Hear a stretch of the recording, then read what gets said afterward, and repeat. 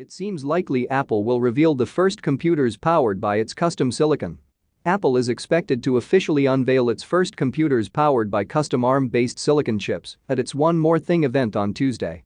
The company is promising the new chips will deliver improved performance with less power consumption, and the switch also means Apple computers will support native iOS apps due to Apple's A-series mobile and tablet chips sharing 64-bit ARM architecture. The fact that Apple silicon-based computers are likely launching on Tuesday isn't exactly a surprise. Apple said at WWDC in June it expected to ship the first Mac with an Apple-designed CPU by the end of the year.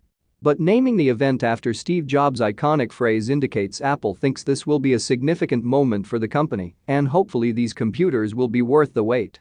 There's always the chance Apple will discuss other products as well. The company's September and October events didn't focus on just one product line. The September event featured both the Apple Watch and iPad, while the October event focused on the iPhone and the new HomePod mini.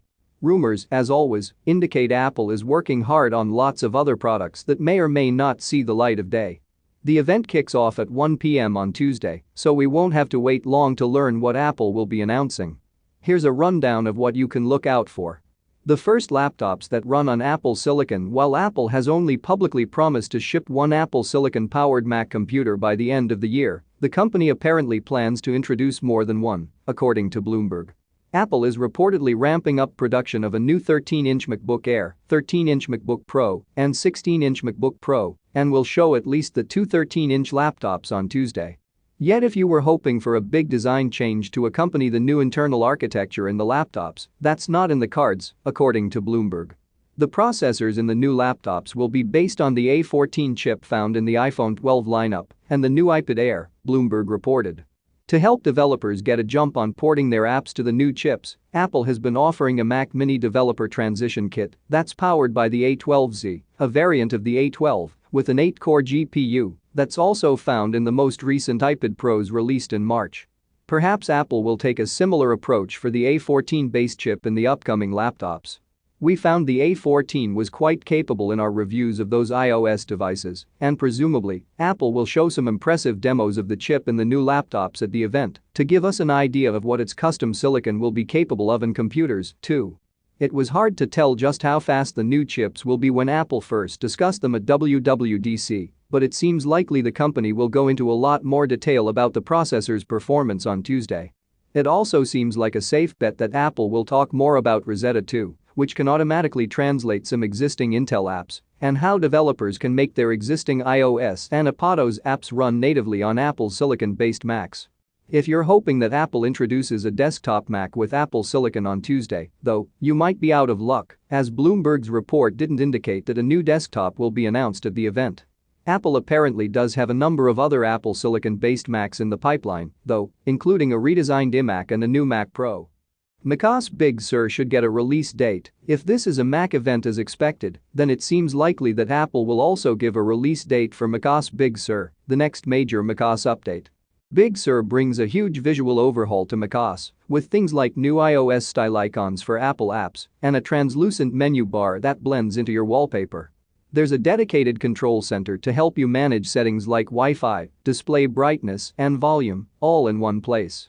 And it's not just visuals that got an overhaul. Big Sur has new system sounds, including the return of the Mac's famous startup chime. Many Mac apps get updates as well. Safari in Big Sur has a customizable start screen, tab previews, and a privacy report feature that shows you what trackers the browser has blocked. Messages finally gets message effects, as well as features you might have already used in iOS 14, such as pinned replies and inline conversations. Maps has a number of new features too, including cycling directions and EV routing. You might see non-Mac products as well. Although we're expecting Tuesday's event to be primarily about the Macs, Apple could certainly unveil non-Mac products. Apple has long been rumored to be developing new high-end over-ear headphones, so perhaps the company will finally unveil those on Tuesday. The headphones are rumored to have swappable ear pads and headbands, noise cancellation, Siri controls, and built-in touch controls. The headphones have recently run into some development difficulties, though, according to an October 26 Bloomberg report. The headphones were apparently set to go into production weeks ago, but that milestone was pushed because the headband was too tight. Apple also reduced the size of the touchpads on the sides of the headphones, and the headphones may no longer have a replaceable headband, according to Bloomberg. We've also been hearing rumors about Apple-made tile-like trackers for quite a while. References for the product appeared in iOS 13 beta code last June. The trackers, which could be called AirTags, are rumored to be small circular discs that could let you track things like a bag or your wallet via Apple's Find My app. It's expected that AirTags will have ultra-wideband technology to help with more precise tracking. Apple is also apparently working on a new Apple TV with a faster processor and an upgraded remote control that may not come out until next year, according to Bloomberg. Given that rumored release date, though, it doesn't seem likely that Apple will announce it on Tuesday. And since Apple announced new Apple Watches and a new iPad Air in September and new iPhones in October, we probably won't see new versions of those products on Tuesday, either. Thanks for watching. Subscribe to my channel.